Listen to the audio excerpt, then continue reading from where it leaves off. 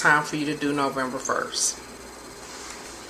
And you can generally close even earlier if you paid your last month rent up front, which makes it nice. So if you pay up up front and you're able to close, you're probably able to move in sooner. That makes things so easy. So, getting pre-qualified. And this is step 0.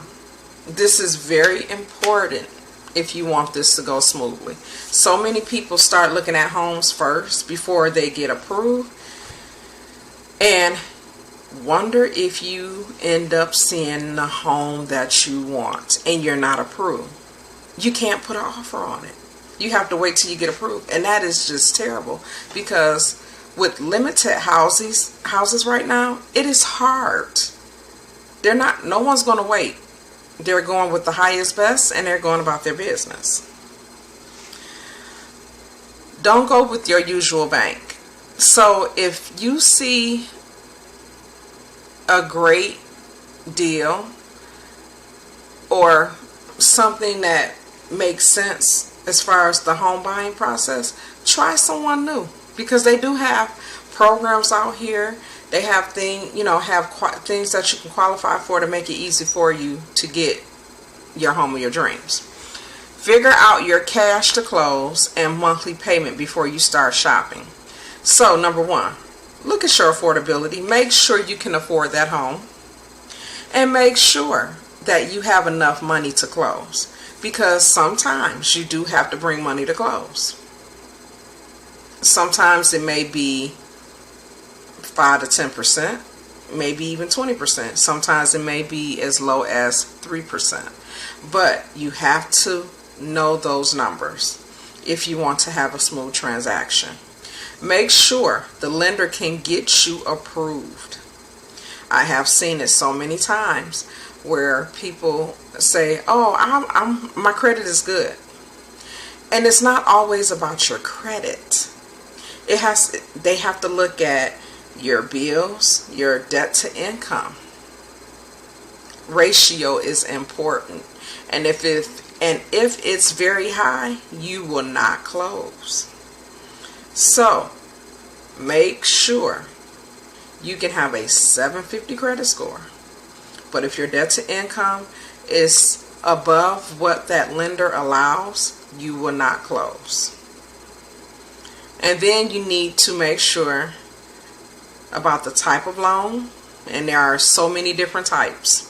We got conventional, we have FHA, we have VA for veterans, we have USDA, we have for rural areas. So there's so many different type of loans out here, so you need to know which one is going to be ideal and work for you.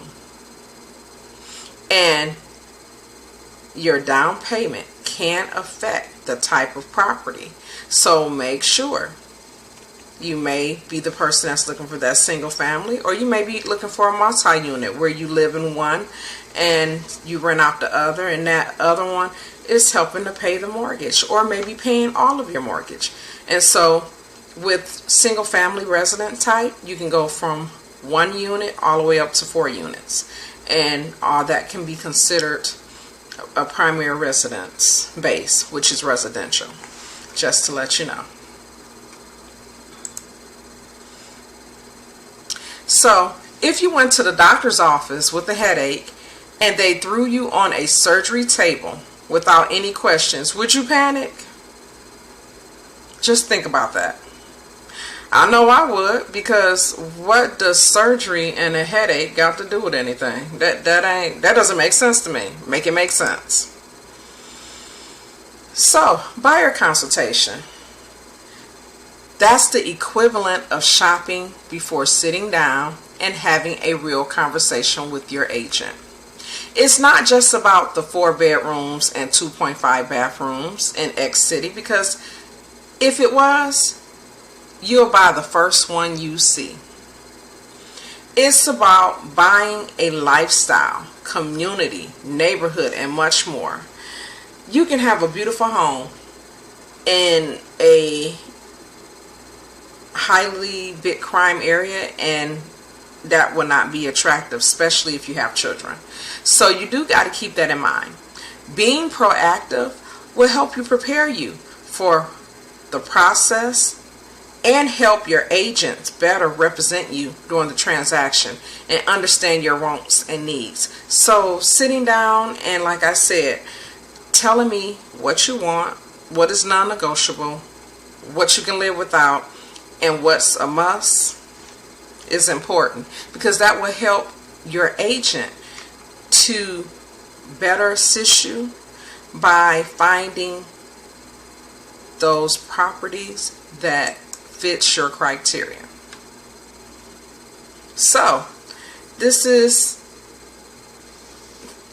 some testimonials about having a great team, and you see how wonderful it is, how, you know, people giving you different praises about how they did. So as we're going through this, you can definitely take a look at this, and you know, when we close, you can also put a great review as well, because I do believe in going over and above to make my clients happy.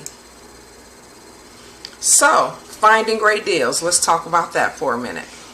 Now, of course, we have the wonderful MLS, which has all of the properties that are listed, and then also they are now starting to show FSBOs on there as well. And then you have those portal sites that you can pay for. They don't necessarily have everything on there, because that is not the MLS, and you may not see the property that you want. You may see something on there that you like, but you have to pay for it. But the MLS, the awesome thing about the functionality of it is we can customize your searches to exactly what you want, and then your search is private, so no one knows what you are looking at, only but your agent. And then it updated as soon as any property status is updated. So any new properties coming on the market, any that were sold, because there may be something that you like that just recently sold, so you know it's no longer available, so you can continue to look. So that is the one good thing about having the MLS. Now, proceed with caution. So the one thing I would say about open houses, it's always fun to go look. I do it. I love going to open houses because I be impressed at what I'm seeing. So only about 2% of the buyers buy an open house they see. Agents use open houses to collect leads, and I'm telling you this so that you can understand. That is part of how we gain new business and add you to their follow-up campaigns. So when you sign in, instead of providing your information, put your agent's information, so to let them know that you already have someone that is looking out for your best interests. Now, number 2, for sale by owners generally list their house to get the most money, so they often overprice it. They don't necessarily know how much their home is. They are basically pricing it generally on what they feel it's worth. So keep that in mind. And generally, when negotiating, they're not the best at negotiating when it comes to a seller versus a buyer.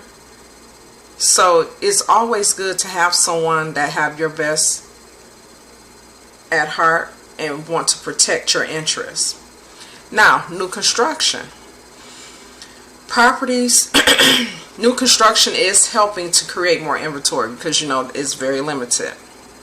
They would generally use their own version of a contract, their lenders, and their title company. And keep in mind, the builders are protecting themselves. So you need to make sure you have an agent that got your back.